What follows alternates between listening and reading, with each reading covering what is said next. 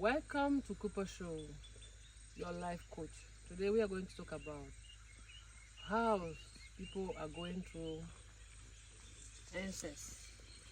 What does that mean? Mean that when you sleep with your own blood or your cousin, your uncle rape you, there is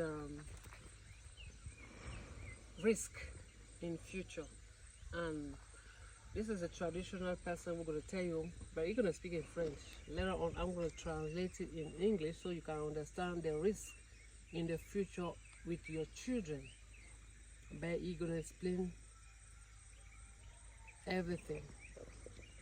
Vous êtes sur Cooper Show. Aujourd'hui, nous allons parler de l'inceste dans les familles.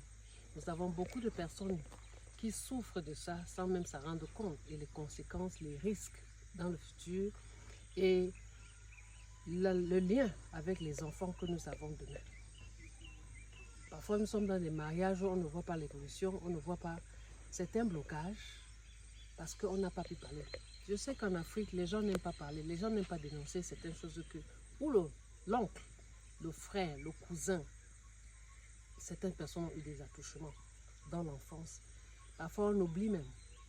Mais les risques de ça, nous avons Lambombo qui va nous parler aujourd'hui des risques et que chacun de nous prenions conscience des traditions, que nous n'oublions pas les traditions. Parce que ça rattrape nos propres enfants. Il faut faire des rites pour ça. Et il va nous expliquer comment faire et où il se trouve pour le contacter. Monsieur Bombo, vous pouvez vous présenter devant la caméra. Oui, je suis Mbombo Soa, dans le département d'Union Ekele, arrondissement de Matom, et mon village c'est Mambiné. Alors, je suis Mbombo depuis plusieurs années maintenant. Voilà. Ok, je voulais savoir, et les spectateurs, ceux qui me suivent depuis un bon moment, savoir les risques si l'on ne se fait pas soigner quand il y a eu inceste dans la famille. C'est fréquent dans les familles et les gens se sont séparés de peur que la famille ne se parle plus. Qu'est-ce qu'il faut faire? Déjà, lorsque vous avez couché avec un proche parent, la première des choses, il faut se faire soigner. Si tu ne te fais pas soigner, tu n'auras jamais d'enfant. Tu n'auras jamais d'enfant. Soit tu vas concevoir, tu peux avorter, soit l'enfant naît, mort-né, soit l'enfant naît et à l'âge de 3, 4 mois, il peut mourir. Il peut même mourir à l'âge de 25 ans, subitement comme ça. Donc, mais avant, toi-même, tu n'auras pas de chance. Tu ne peux pas avoir de la chance parce que là, c'est déjà un crime, hein? Un crime d'avoir couché avec un proche parent. Ou bien son frère, sa mère, oui, et ses enfants, sa cousine, ainsi de suite. Alors voilà les conséquences. Et comment faire pour que chaque personne prenne conscience qu'il faut faire les rites traditionnels? Qu'est-ce que ça comporte pour que certaines personnes ont peur même de parler de ça? Qu'est-ce que vous pouvez leur dire, l'encouragement? Non, ce qu'il faut d'abord, il faut qu'il y ait la communication. Il faut que même dans des familles, qu'on sache qu'on ne doit pas coucher avec son frère, sa soeur, son cousin et sa cousine. C'est comme ça. D'abord, il faut commencer par la communication.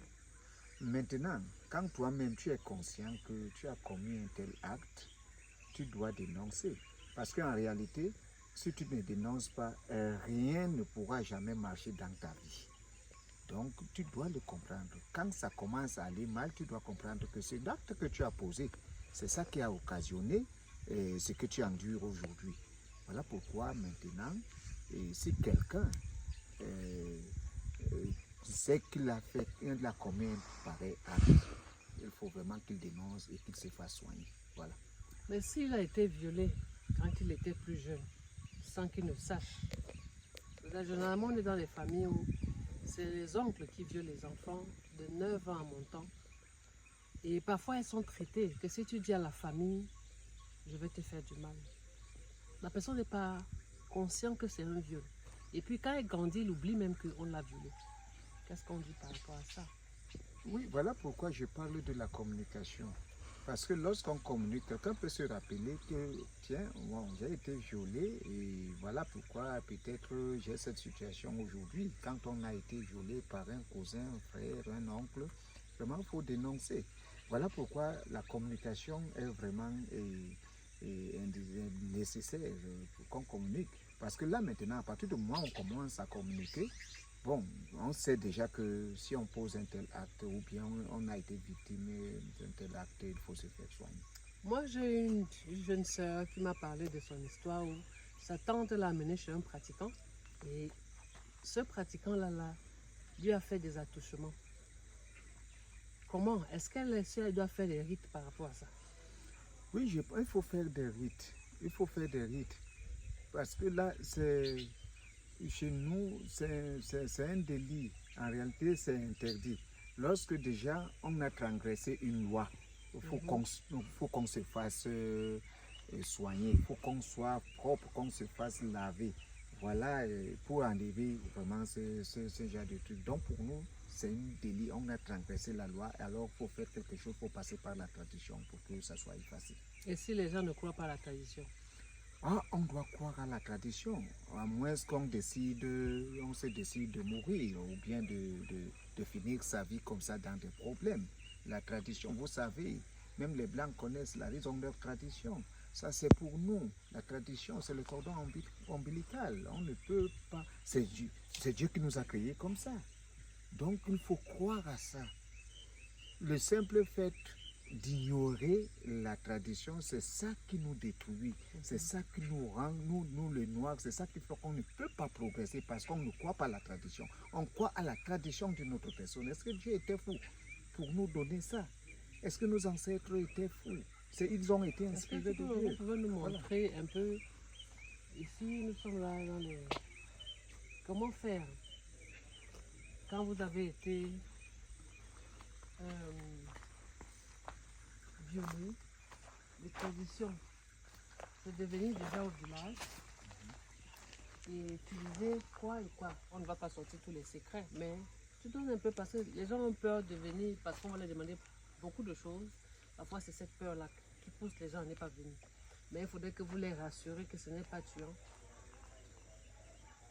et qu'il faut qu'ils parlent pour se libérer et couper les liens. Mais normalement, qu'est-ce qui coupe les liens? C'est cette tradition-là. On utilise les herbes, on utilise les écorces. On te lave avec les écorces, tu manges, on prépare les herbes, les écorces, on prépare ça, bon, et puis vous mangez. Maintenant, vous passez à l'eau, on fait un autre rite là-bas, et c'est ça qui te rend pur. Ok. Il n'y a rien de mauvais à cela, il n'y a rien de saleté à cela, il n'y a rien. C'est comme ça, il faut seulement faire cette tradition-là, on est libéré. Voilà. J'espère que vous avez compris et que tout le monde doit prendre conscience des risques, des conséquences, même sur nos enfants que nous avons. Ça les suivra. Alors, si vous avez besoin de contacts, faites-moi signe inbox, je vous donnerai les contacts. Pour ceux-là qui veulent se faire délivrer et délivrer aussi leurs enfants et leurs arrière-enfants, parce que ça suit.